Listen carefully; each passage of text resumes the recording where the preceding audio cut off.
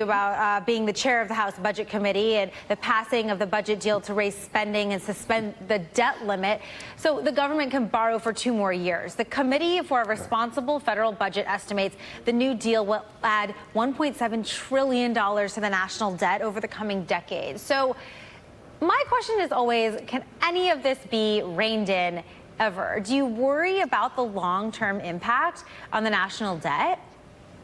Well, we all are concerned about that, but let me clarify something. The numbers that you're hearing about raising spending and so forth really aren't accurate. In 10 years ago, on what we call the discretionary part of the budget, which is the part of the budget that Congress actually controls on an annual basis, we spent $1.3 trillion. This year, we're going to spend $1.37 trillion.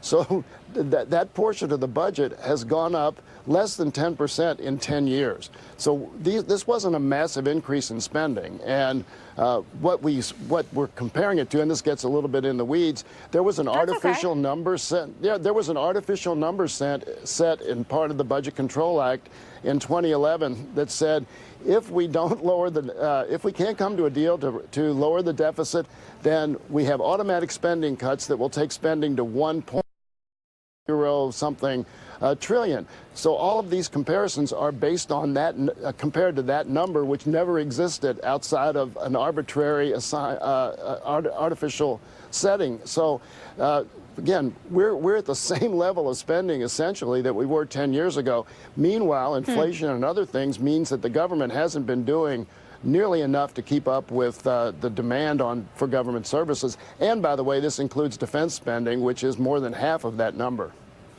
This budget deal is also hammered out by the House Speaker, Nancy Pelosi, and Treasury Secretary Steve Mnuchin. It was done just in time for the August recess. So how did the Democrats work to actually get this deal done? Give us a little bit of insight and what happened on the inside.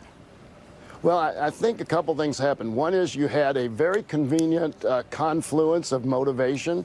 You had House Democrats who really wanted to avoid what's called sequestration, which is these arbitrary and draconian cuts that I mentioned, which would have cut defense spending by 11% and non-defense spending by 9%. So we wanted to avoid that. Then the Senate also wanted to get any possibility of shutdown or default past the next election. And then Secretary of the Treasury Mnuchin desperately wanted to do away with this debt ceiling problem because he saw that we were going to run out of the ability to borrow in early September and wanted to get it done before that eventuality occurred. So again, it was just a very lucky confluence of desires and motivations there. And certainly